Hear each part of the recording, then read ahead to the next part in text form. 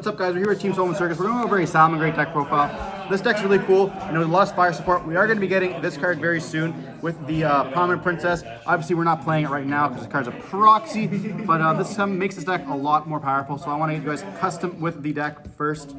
So before we dive into like, comment, subscribe, obviously, big shout out to David and the rest of the crew here. We're going to start off with a 3 fire. This searches for all your stuff. Mind you, this does fire lock you, important to note. But we also are playing 3 Gazelle. It's off the list. Come on, we have to play 3 of it. A lot of the times you do clog up on 6 of these, so you could absolutely cut this down to 2 or 1 of these. But whenever, you know, a salad card's into the graveyard, that includes link summoning, by the way. You have to search it, so I kind of view this as a better version of this card. Then, of course, you are on the 3 spinnies. You could go 2 of these as well, but obviously 3 of them, just, you know, being able to send itself, summon itself out, you know, make it your Mirage Dahlia was really good. Then we're on the 2 Foxies, and then the 1 and 1. Weasel is goated. You know, we did lose Rivalry, which was fine, but, you know, a lot of times it's fine. But you can like summon it to your opponent's field, and then or not. You don't really summon this. You summon like one of these, and this actually facilitates no TK as well, which is really cool. And then it draws you a card, which is really nice.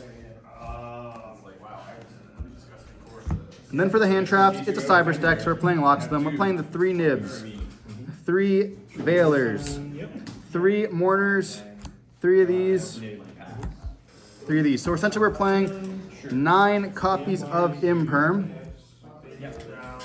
And we're playing Ash Blossom, of course, and Nib. You could actually change these out completely for 3 bells. I'd probably do that in an upcoming format with the cards like Transition Rollback, as well as Fire King coming out. You know, you definitely do not need to play more. It also works the Prominent Princess as well, which is really important. So swap these out for bells when the new format comes around. That's it for the hand traps. There's a lot of them, which is really great because, you know, you're able to hand trap your opponents, making them play, and then you can just go for FTK, being able to summon out monsters and blow up everything on the field. Then for your spells, we are playing the 3 Circle. You can play in the draw phase, play around Droll. Now, a lot of people may say, well, what are you doing with these 2 wills? I believe, yeah, it's still 2 wills. What are you doing with 2 wills?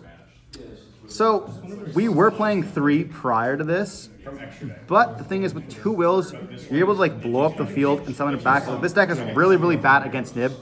So obviously, when you get nibbed, you kind of don't have anything else to play with. Therefore, I want to be able to see the wills. I don't want to be able to search them off of the Raging Phoenix. So like I like to see this card in my opening hand.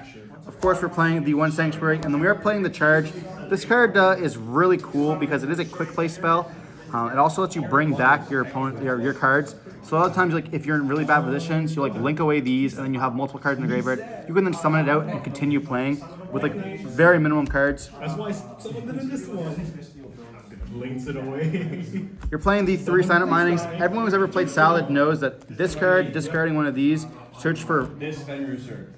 So you go Silent Mining, discard this or any Salamangreat card, search for this. On res, this triggers, summon itself out. Then you can summon this out and just go on the races. You're going to be going fire here. So obviously, really nice to search. And then we are playing the 2 traps. Pop, negates. What else is there to say? That's it for the main deck. It is a even 40, which we like. We don't want to have that consistency. Now for the extra deck. We're on the 3 Bail Links. This card protects your stuff. Very important to remember against a fire matchup is that, you know, if this does protect, obviously they get to still destroy their stuff. It's also really good against Runic because then you don't banish the cards they end up destroying. So if it does not destroy, it doesn't vanish. There you're protecting your deck, which is very relevant. If this gets banished, you're kind of losing. So really nice. We're on the 2 Sunlight Wolves. Adds back your fires. This can add back Ash. This can add back a bunch of cards. Just be careful leaving this on the field because your opponents can take it. And if it's a fire format, you know this is going to get ripped. Then we're on the 1 Heat Soul. We like drawing, and then the 1 Heat Leo. This is kind of mandatory out of 1 of. You just want to have to build a link climb. So just don't want to go into this. Because, you know, you are locked with different attributes. Therefore, you can't make it if you're just fire locked. But this can just let you link climb whenever you need to. It just doesn't And then we are playing the money cards. Money, money, money. Yeah, if you haven't got this one, you're a bozo. Yeah, I mean, this is kind of crazy. It's a salad angle. $50 for a copy, bro. Like, Yeah. come on, bro. It went from $20 to 50. It's bro. kind of crazy, but this card, when you relink it, a lot of people only play 1 of it. But in Salad, it actually has a different format where you can just relink into it with like the copy of Sanctuary. Therefore, when it's in graveyard, it summons itself out, blows it up, makes it 56. What monster do you have in your deck bigger than 56, and if you do it, I guess Psychic and Punisher, but at that point, we're losing the game anyways. Then for the other cards, we are playing Splash Mage and Hita. Hita is goated this format. Stealing your opponent's Garunix from your graveyard, and then having to be able to link climb, very nice. And then for the last card, we are going to play the Mirage Dalio. This lets you bounce your card that you summoned back from your opponent. So a lot of times you'll end up giving them a card with Weasel, and then you bounce this back. Therefore, you're just adding cards to your hand and getting that additional draw. And then for the OTK package, we are playing the Pit Knight. So how this works is you summon out this, and you do this. This is going to be able to bring this out. Turn the card to 0, 8,000. That's game. Oh, losing the side deck here. Nice leap, by the way. That's shout to David for these sleeves. So for the side deck, we did lose rivalries as well as Gozens. Therefore, we're playing a lot of going second cards. Mind Control and Change of Heart. Steal Your Girl. Not much I can say about that. DD Crows. Really good against Sanchez and Rollback, actually. Cards can hit. Once again, Prominent Princess is in the graveyard. And you can just DD Crow this. Hurts all that a lot. Really against Labyrinth. Really against Fire King. Barong can't activate in the graveyard, or Pawns can activate in the graveyard if it's not in the graveyard. Then we are playing the 3 Cosmic Cyclones. Screw Runic and Screw Lab. As well as Flu on the, we have a lot of Runic at our locals. Therefore, just hitting this in the draw phase, making them not be able to put their cards in. Fountain kills. Bro, he drew the two of this stuff. Yeah, I drew 2 of these against him. I felt great, being able to just banish their stuff.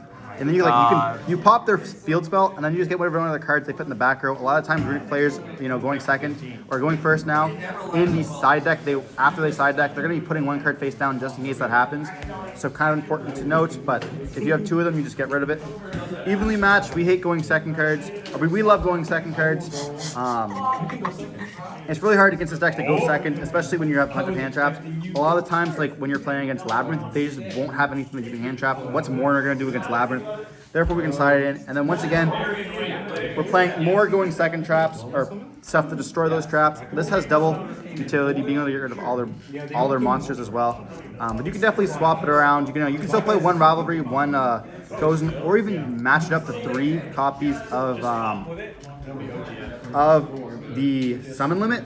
And what's really cool with Summon Limit is, yes, you won't be able to do your OTK, but if you have this in the graveyard with Summon Limit on the field, once this gets destroyed, this is going to summon back out as 1 summon. Therefore, it's going to be at 56, and they can't beat over that. And it's basically beat down stuff. Yeah, so at the time, you're going to be playing essentially just 56 attack beat down. Therefore, you're going to be pretty much winning that game, which is really cool, which definitely can be done. But yeah, Prominent Princess is going to make this deck absolutely insane. It's just going to be an upgrade to your card.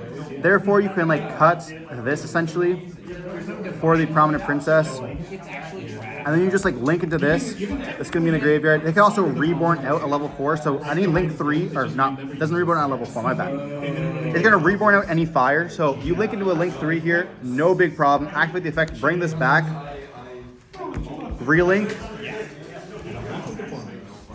And all of a sudden, if you can link into a link 3, you have this double link now with this, and you're just going for game. Prominent Princess is absolutely insane. Bring this back out, pop a card. This is going to be triggering this, and you're just going to be going absolutely ham. Stay tuned for combos like that, because it's going to be absolutely sick. Thank you.